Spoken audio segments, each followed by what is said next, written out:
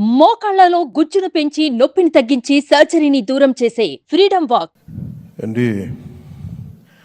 NDA శాసనసభ పక్ష సమావేశానికి విచ్చేసిన తెలుగుదేశం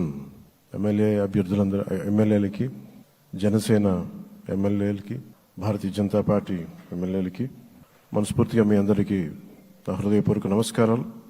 మీ అందరికీ నా హృదయపూర్వక స్వాగతం తెలియజేసుకుంటున్నాను. వేదిక పైన తెలుగుదేశం రాష్ట్ర అధ్యక్షులు, మన తెలుగుదేశం పార్టీ రాష్ట్ర అధ్యక్షులు శ్రీ అచ్చెన్నాయుడు గారికి, భారతీయ జనతా పార్టీ అధ్యక్షురాలు శ్రీమతి దగ్గుపాటి పురంధేశ్వర గారికి నా హృదయపూర్వక నమస్కారాలు. తాడేపల్లిగూడెం సభలో నేను చెప్పినట్టుగా ఒక దార్శనికులు, 4 దశాబ్దాల సుదీర్ఘ అనుభవం, ఎన్నో ఒడిదుడుకులను ఎదుర్కొన్న తెలుగుదేశం జాతీయ పార్టీ అధ్యక్షులు శ్రీ నారా చంద్రబాబు నాయుడు గారికి నా హృదయపూర్వక నమస్కారం. దశాబ్ద కాలంలో రాష్ట్ర విభజన జరిగినప్పటి నుంచి ఆంధ్ర రాష్ట్ర ప్రజలు నలిగిపోతున్నారు. గత 5 సంవత్సరాలుగా మరి రాష్ట్రంలోని విపత్కర పరిస్థితులు తెలుసు. మనందరం సమిష్టిగా పోరాటం చేసి కలిసికట్టుగా ఉండి అద్భుతమైన మెజారిటీలతోటి 164 శాసనసభ స్థానాలని ఎన్డీఏ కూటమి దక్కించుకుంది. అద్భుతమైన విజయం. 21 పార్లమెంట్ సభ్యుల్ని మన సెంట్రల్ హాల్లో కూడా మాట్లాడుతూ ఉంటే అందరికీ ఆంధ్రప్రదేశ్ విజయం, తెలుగుదేశం, జనసేన, భారతీయ జనతా పార్టీతో కూడిన ఎన్డీఏ కూటమి విజయం దేశం మొత్తం చాలా ఒక స్ఫూర్తినిచ్చింది. ప్రతి ఒక్కరి విజయాన్ని వారి రాష్ట్రాల్లో ఎలా దీన్ని ముందుకు తీసుకెళ్లాలి, ఒక్క ఓటు చీలకుండా అలయన్స్ అంటే ఎలా ఉండాలి అనేది మన ఆంధ్ర ప్రాంత ప్రజలు, మన ఆంధ్ర రాష్ట్ర ప్రజలు మనందరం కలిసి కట్టుగా చూపించాం. 2021 మార్చి 14న ఇప్పటం సభలో నేను ఒకటే తెలియజేసుకున్నాను, ఆ ప్రభుత్వ వ్యతిరేక ఓటుని చీలనివ్వను. ఆ మాట మీద ఉన్నాం, ఆ మాట మీద నిలబడ్డాం. ఒడిదుడుకులు ఎదుర్కొన్నాం, తగ్గాం, కానీ నిలబడ్డాం. ప్రజల నమ్మకాన్ని పెంచాం.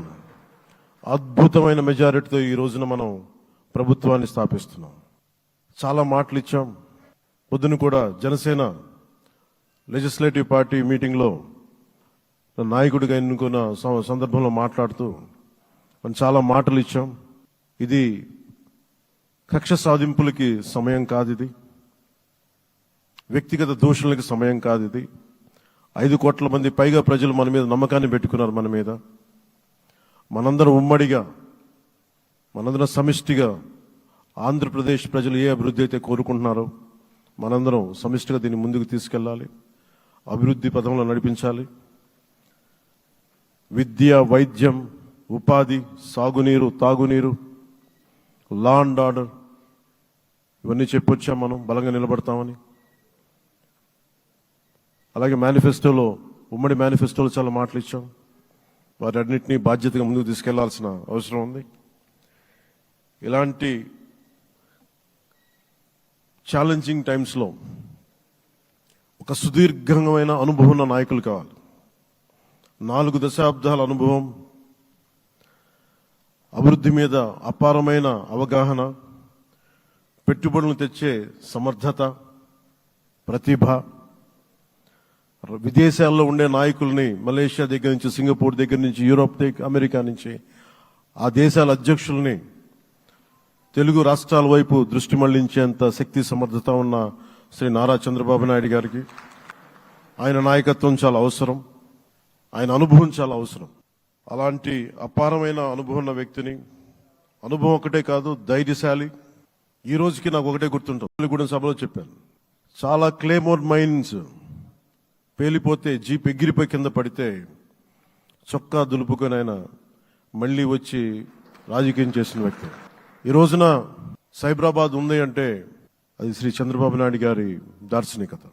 అలాంటి వ్యక్తి, ఆయన అనుభవం ఈ రోజున 2024 ఆంధ్రప్రదేశ్కి ఎన్డీఏ కూటమి తరపు నుంచి ముఖ్యమంత్రి అభ్యర్థిగా శ్రీ నారా చంద్రబాబు నాయుడు గారి పేరుని జనసేన పార్టీ పక్షాన నుంచి మేము బలపరుస్తున్నాం.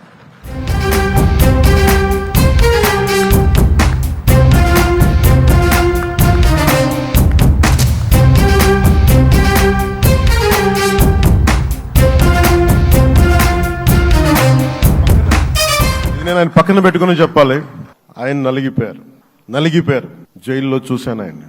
పాపం భువనేశ్వర్ గారి బాధను చూశాను. నేను అనుకున్నాను, అమ్మ మీరు కన్నీళ్ళు పెట్టకండి, మంచి రోజులు వస్తాయని చెప్పిన మంచి రోజులు వచ్చినాయి. వారికి మనస్ఫూర్తిగా వారికి నా హృదయపూర్వక శుభాకాంక్షలు. మీరు అద్భుతమైన పాలన ఇవ్వాలి అందరికీ మనస్ఫూర్తిగా మీకు నేను తెలియజేసుకున్నాను సార్. సో